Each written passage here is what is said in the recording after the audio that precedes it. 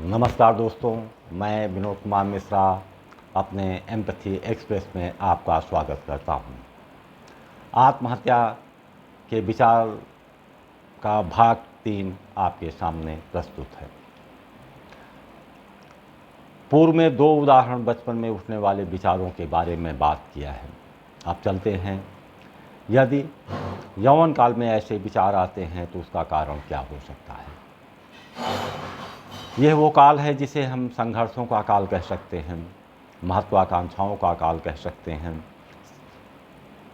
वासनाओं का काल कह सकते हैं, भविष्य संवारने का काल कह सकते हैं, जीवन की आपाधापी का काल कह सकते हैं। इस काल में यदि आत्महत्या का विचार आता है तो उसके सामाजिक, आर्थिक वातावरण, सामाजिक मान्यताएं और आदि कौन से कारण हैं, इस पर विचार करते हैं।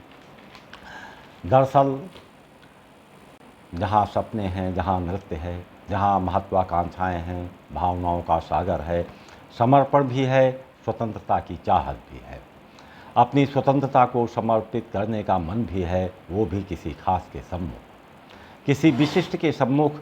ये तो हुई मन की दशाएं। मन की इन दशाओं में आत्महत्या का विचार कहाँ से आ टपकता है।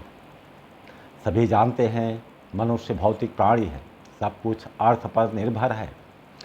पद पाने की होड़, क्योंकि पद से प्रतिष्ठा का जन्म होता है, अर्थ से आकर्षण का जन्म होता है, व्यक्तित्व तो आपका हाशिए में चला जाता है। अर्थ ही है जिसके प्रदर्शन से आप दूसरे को अपनी ओर आकर्षित करते हैं।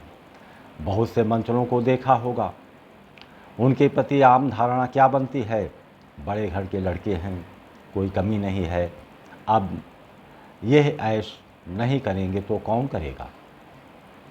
उनकी कमियां भी स्वीकार कर ली जाती हैं, क्योंकि यह स्वीकारता अर्थ के कारण होती है। ऐसे में सामाजिक मूल्यों के परिवेश में नवयुवक रहता है। स्वाभाविक है, हर आदमी समाज में सम्मान के साथ जीना चाहता है।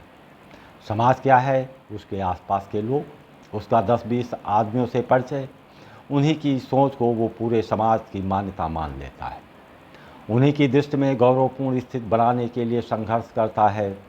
संघर्ष का परिणाम सार्थक ही होगा, इसकी गारंटी नहीं।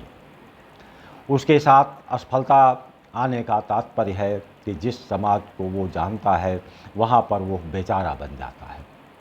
बेचारा क्या है, दयावाचक शब्द, जिसे सुनते सुनते वो हीन भावना का शिकार होने लगता है।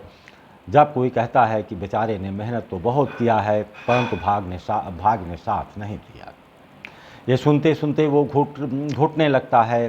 सबसे खास बात तो ये है कि ये ऐसे लोग उसके रहनुमा बनने का स्वांग भी करते रहते हैं। इन सारी घटनाओं का परिणाम क्या होता है, उस युवक के सामाजिक मान्यताओं के अनुसार पुनः एक बड़ी कामना का जन्म होता है। कामनाएं तो पूर्ण होती नहीं, वो तो असंतोष पर असंतोष पैदा करती हैं। जितनी अधिक कामनाएं उतना अधिक श्रम, श्रम भी खाली गया तो और अधिक उपहास और अधिक हीनता के बोध जगाने वाले वाक्य। ऐसे में उसके मन में एक विचार आ सकता है कि उसका तो जीवन ही व्यर्थ है, धरती उसके भार को ढो रही है। यह विचार आए, यह विचार देने वाले कौन हैं, उसके परिचित के लोग हैं, उसके अपने लोग हैं। विचार तो उसका वैयक्तिक मामला है, लेकिन वो आया कहाँ से है। ऐसे बहुत से कामनाएं हैं, उन कामनाओं में सामाजिक बंदिशें हैं, सामाजिक मर्यादाएं हैं। उसकी कोई उदारवादी कोना नहीं रहता है। माना कोई कामातुर, काम वासना से पीड़ित है, हालांकि समाज उसकी व्यवस्था करता है, लेकिन उस व्यवस्था से उसे व्यापक असंतोष है। तो उसके सामने जो भी विकल्प आएंगे, समाज उन विकल्पों को नकारने तक सीमित नहीं रहेगा। उसकी व्यापक निंदा भी होगी, वो बहिष्कृत भी होगा। ऐसे में ये विचार आ सकता है कि यह समाज अपनी मान्यताएं को लेकर रहे, हम समाज का ही विद्रोह करते हैं। यही विद्रोह की भावना के चलते उसका विद्रोही मन आत्महत्या के बारे में विचार करने लगता है। कमोबेश उम्र के अंतिम पड़ाव में ऐसे विचार आते हैं तो उसके पीछे वो व्यक्ति उत्तरदायी नहीं रहता है, बल्कि उस समाज की गलत अवधारणाओं का वो शिकार होता है मान लीजिए कोई आर्थिक तंगी से जूझ रहा है, उसको भय है कि यदि समाज उसकी वास्तविक दशा को जानेगा तो वो क्या कहेगा। ऐसे विचारों को अस्तित्व में लाने का कार्य आपके अपने ही लोग होंगे। आशा है वीडियो पसंद आई हो। वीडियो पसंद आई हो तो लाइक, सब्सक्राइब और शेयर अवश्य करें। जय हिंद।